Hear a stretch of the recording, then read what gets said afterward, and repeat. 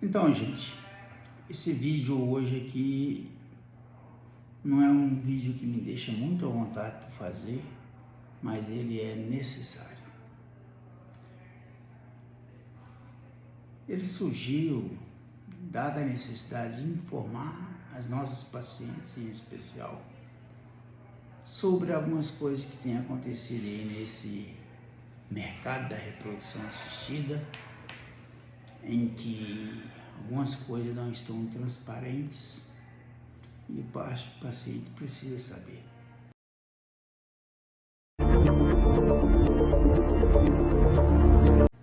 É a chamada verdade inconveniente. Estou me referindo ao custo de tratamento especificamente relacionado com essa tal de fertilização de baixo custo. Até onde isso é verdade? Esse barato é barato mesmo? Os pacientes estão sendo esclarecidos, conhecem a verdade? E eu vou colocar para vocês aqui ao longo talvez de 2 ou 3 vídeos pequenos para não ficar muito cansativo. Teremos então uma sequência. A questão é o preço, gente, do tratamento. Aqui na nossa clínica nós trabalhamos com bastante transparência. Nós colocamos para o paciente aquilo que é o custo da clínica e passamos a receita e disponibilizamos medicamentos que o paciente compra de acordo com a necessidade de cada tratamento. Tem pacientes que consomem mais, outras menos. E no final se faz o custo médio, que é o que eu vou apresentar para vocês. Mas esse custo médio que nós praticamos é totalmente distoante daquilo que se oferece aí na internet. Nós temos coisas terríveis acontecendo. Me chega aqui informações de pacientes que foi em determinada clínica que prometeram um pacote com direito a 2, 3, 4, 6, 8, 12 tentativas a um preço móvel. É de assustar, especialmente essa possibilidade de 12 tentativas, porque quem propõe um tratamento, imaginando que o paciente vai precisar de 12 tentativas, é porque não acredita nele mesmo, né? E isso aí realmente tem a qualidade mínima para o paciente suportar. Eu vou dar um exemplo aqui, apenas de um caso que me surgiu aqui ontem. Uma paciente dizendo que foi numa clínica que o pessoal lá cobrou R$18 mil por 2 tentativas, incluindo medicação. E eu tentei encontrar uma explicação que fosse razoável para isso. Porque eu tenho quase 30 anos de atividade, conheço tudo na reprodução, todos os custos, todos os fornecedores. E não tem nada de novidade para mim, tá? Nós trabalhamos com insumos de primeira linha, medicamentos de primeira linha, aquilo que é padrão no mundo todo. Por isso que nós praticamos um resultado clínico de primeira linha também. Mas eu fui tentar encontrar a explicação, como que se faz isso. A partir dessa conversa com o paciente, ela me informou que foi dito para ela que ia fazer um tratamento que era melhor, que ia usar um medicamento, que ia congelar os embriões todos e que depois ia transferir porque é melhor, dava para ela uma chance maior. Nisso aí a gente já vê que a verdade não está sendo colocada, porque isso não é verdadeiro. A questão do congelamento de embriões é uma coisa desenvolvida, mas não melhora embrião em lugar nenhum do mundo. Quando não muito, mantém a qualidade dos embriões, se a clínica tiver um bom programa de criopreservação. O congelamento de embriões ele está reservado para congelar embriões extranumerários. Embriões produzidos em excesso, transfere aquilo que é o padrão para aquela paciente, o que passa você congela. Não é um procedimento eletivo como rotina. decidir antecipadamente, deliberadamente, que vai congelar os embriões para transferir depois, isso não tem embate científico, não. Tá? O correto não é esse procedimento. O correto é congelar excesso. A gente só congela todos os embriões de um paciente quando existe uma indicação médica. Uma técnica chamada de freeze-all. Por exemplo, quando a paciente está num alto risco de desenvolver a síndrome do hiperestímulo ovariano.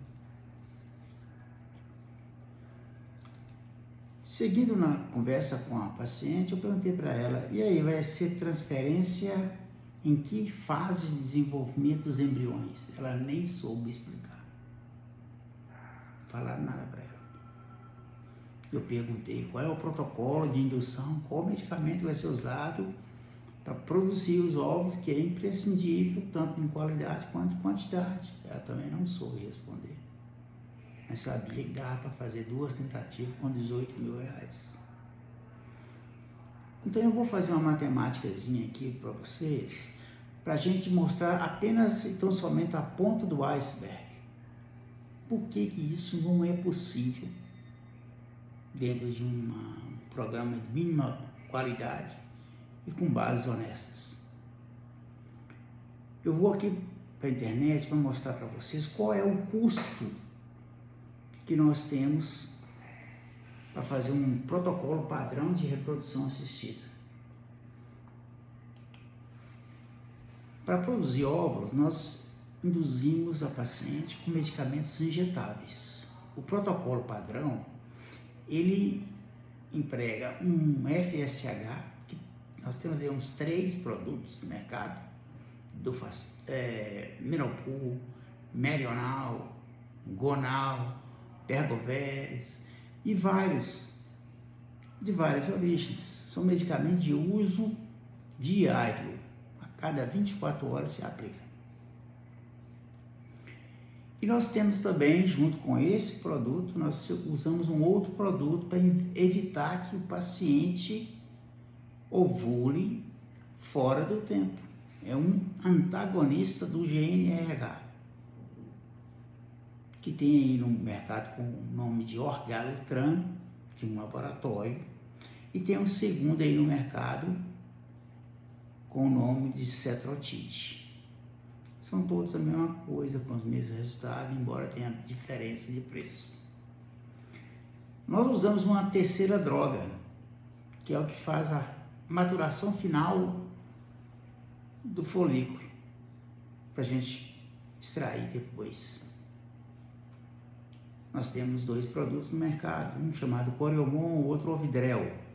Os resultados em teste são semelhantes.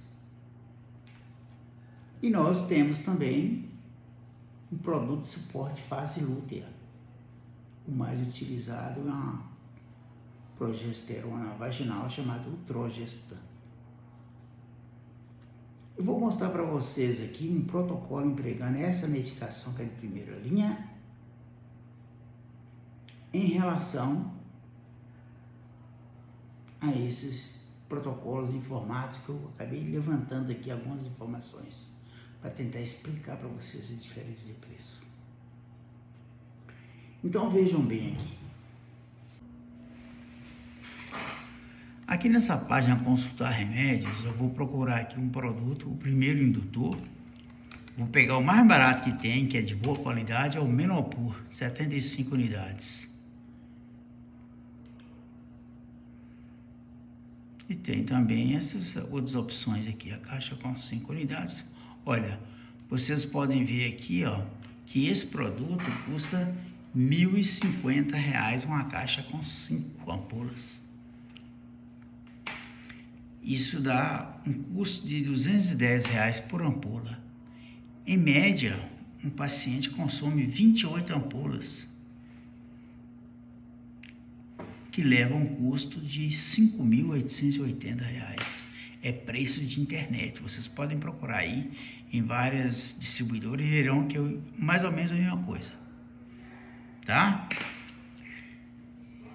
Passando agora para o antagonista do GnRH, o Galutran. ou você pode usar o Cetrotide. Eu estou colocando o Orgalutran, que é o mais barato deles. Veja vocês que custa R$ 437 cada ampula. E em média consumimos em uma paciente jovem 4 ampolas, que daria então R$ 1.748. O Coriomon, infelizmente, está faltando no mercado, tá? Ele aparece aqui, mas não está tendo no mercado. Nós já tentamos e tal. A nossa clínica tem, que nós adquirimos direto do laboratório há mais tempo. Mas eu posso informar que esse Coriomon está custando R$ 280 a ampula. A gente geralmente gasta 2 ampolas. E isso dá um preço final de R$ 560. Veja aqui agora o Utrogestan, que é o suporte fase lútea. O Utrogestan de 200 miligramas, cápsula com 42 ampolas. Em média, a gente consome 50 cápsulas em um ciclo. Vejam vocês que a caixa de 42 custa R$ 129. Dá R$ 150, 50 ampolas. Gente, esse processo aqui todo, né? Eu já fiz até a matemática aqui. Esse processo aqui todo vai trazer um custo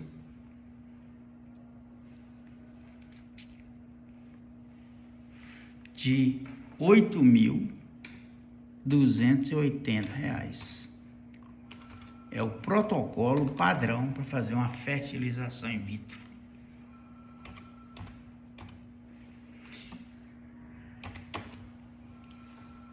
Bom, se vem de lá um custo de um ciclo, 8.280 só de medicamento, como que explica 2 tentativas por R$ 18.000? Aí eu fui tentar buscar a explicação para essa mágica e encontrei, e vou mostrar aqui para vocês. Em substituição ao indutor, Menopur, Gonal e tal, o que se usa é um protocolo de segunda linha, muito mais barato e, obviamente, tem os resultados que a gente preconiza. Então, vejam vocês aqui que uma combinação que foi informada é esse aqui, ó, de usar um Elonva, que é um indutor injetável que tem validade por 7 dias. Tem ele de 100 microgramas, custa R$ 2.139. E tem ele de 150 microgramas, que custa R$ 2.737. Então eu fiz uma média aqui, né? Coloquei o mais barato, porque a proposta é essa, de reduzir o custo ao extremo. Então, para substituir o Menopur, ou Merional, ou qualquer outro da linha, Gonal, usa-se um produto que custa R$ 2.139 em relação a um que custa R$ 5.880. E para evitar aquela ovulação fora do tempo, nós usamos um antagonista do GnRH, Orgalutran, que eu mostrei para vocês lá em cima, ou um segundo que tem, que é o Cetrotide. Mas nesse programa aí, geralmente se usa um indutor de ovulação chamado Clomifen. Custa R$ 59 a R$ 60 uma caixinha, que dá para fazer aí ao longo desse período. Essa é uma combinação, né, para melhorar a capacidade indutora do outro produto. Na verdade, o inibidor da ovulação prematura que se usa por aí é uma progesterona. A progesterona tem um nome comercial, por exemplo, não tem nada contra o nome comercial, tá, gente? Não estou questionando o produto, Mas nós temos aqui esse Dufaston 10 miligramas, que em tese faz essa função, R$ 55. E finalmente o Coreomon, que é o HCG, R$ 280, que é o mesmo lá, só que aqui no caso aí eles usam uma ampola. Esse custo aqui dá R$ 2.560, o baixo custo. Baixo custo de medicação é baixo custo realmente.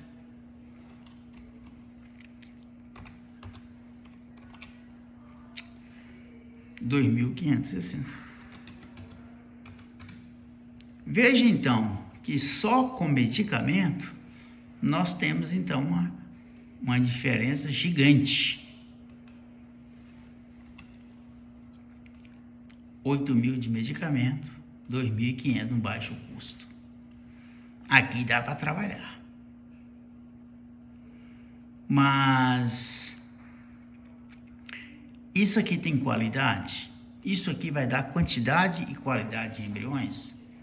Aí vem a outra verdade bastante inconveniente, que eu vou mostrar para vocês.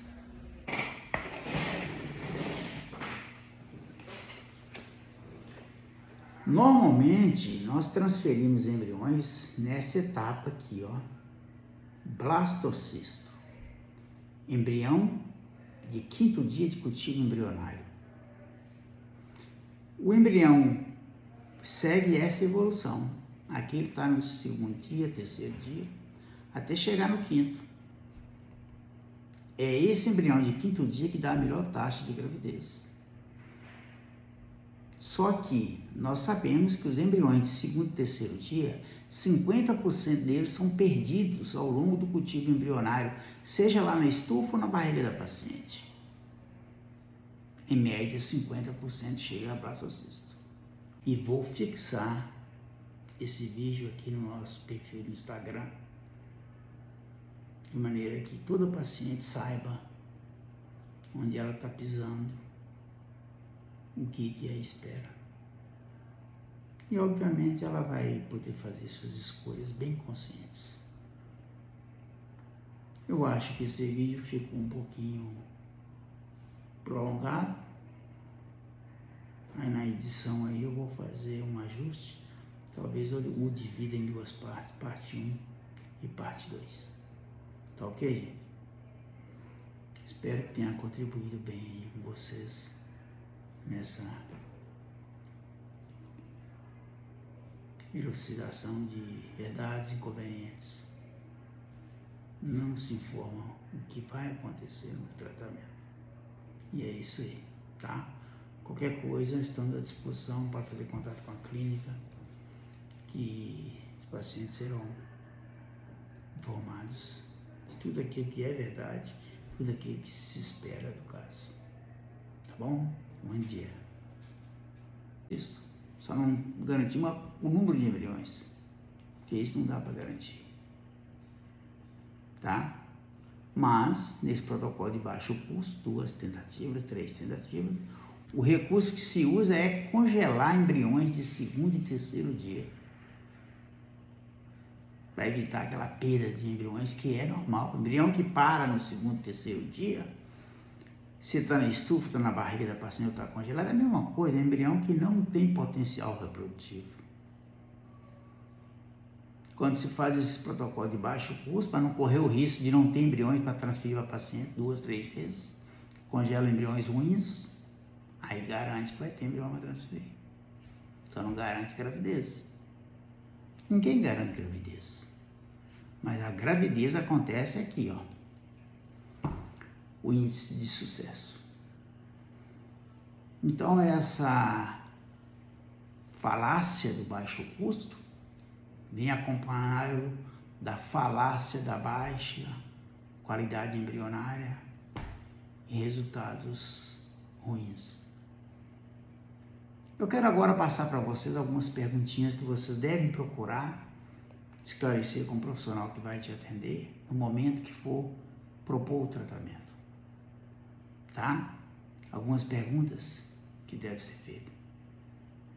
E que essas perguntas venham por escrito lá no consentimento informado, que é a sua melhor garantia. Você vai ter chance de receber uma resposta verdadeira.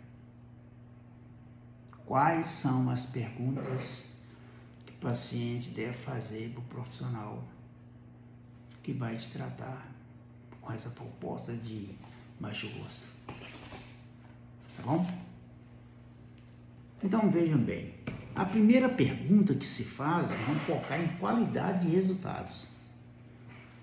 É para o profissional escrever, pede a ele para escrever no consentimento quantos bebês aquele profissional, aquele laboratório conseguiu produzir empregando esse protocolo. Quantos nascidos no colo. Porque essa take home baby, a taxa de gravidez que termina em nascimento vivo, que o casal leva para casa, é o melhor parâmetro para se avaliar a qualidade de um laboratório de reprodução assistida. Essa pergunta é número 1. Se você quiser ter uma perspectiva razoável. A segunda pergunta, ainda focando nessa primeira pergunta. Então, isso aí traduz qualidade da assistência médica e traduz qualidade lá do laboratório, ao longo do tempo, e não em eventualidades de uma gravidez aqui e uma outra ali, como se fosse um acidente. Então, essa pergunta é imprescindível. Se a clínica tiver um reconhecimento, uma certificação pela rede latino-americana, o melhor seria você pedir ao médico para abrir os registros e mostrar os números relatados especificamente com esse protocolo. Agora, se a clínica não tiver essa certificação, então aí não tem como ver muita coisa.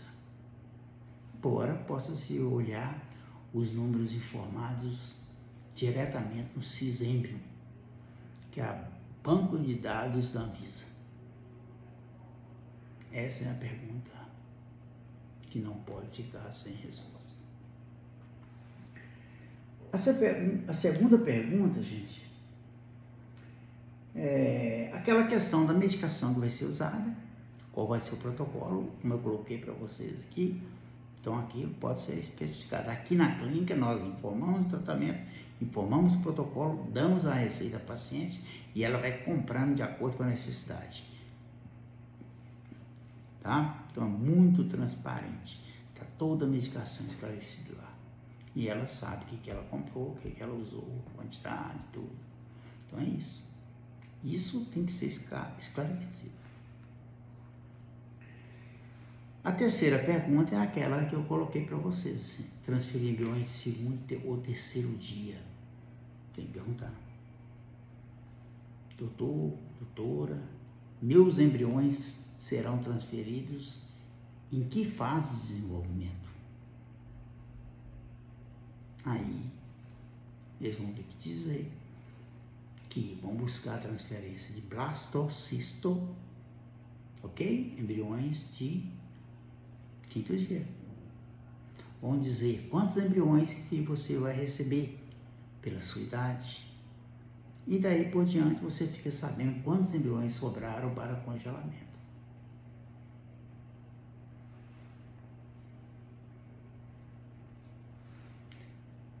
E a última pergunta é a questão do custo do congelamento dos embriões. Vejam vocês que eu coloquei aí, que são congelados embriões de terceiro dia e de quinto. Vai ter uma quantidade maior de embriões sendo congelados. Muitos ruins, mas vão ser congelados. Qual é o custo para fazer isso? Fazer a vitrificação. E depois, para descongelar esses embriões, qual vai ser o custo para fazer a transferência de embriões congelados, que nós damos o nome de TEC, transferência de embriões congelados. Esse caso específico da paciente aqui não ficou esclarecido. ok? E veja qual é o protocolo de transferência de embriões congelados, porque da mesma forma que é feito um ajeito na indução de ovulação, há ajeitos na transferência embrionária para se evitar o uso de medicamento de alto custo. Aqui nós fazemos com análogo do GNRH de depósito, usamos preferencialmente transdérmicos, estrogênico, e usamos o suporte faciluta por via vaginal. E fazemos todos os nossos ciclos em preparação artificial, que é onde se consegue os melhores resultados. Vocês vão ouvir que alguém falando que vai transferir o ciclo natural, que é melhor. Pode ser um resultado razoável, mas melhor nunca. E a gente não tem aquele controle de janela de implantação embrionária. Mas vai ter uma redução de custo, porque o natural não usa medicamento, aí fica baixo custo. Então, ok, gente?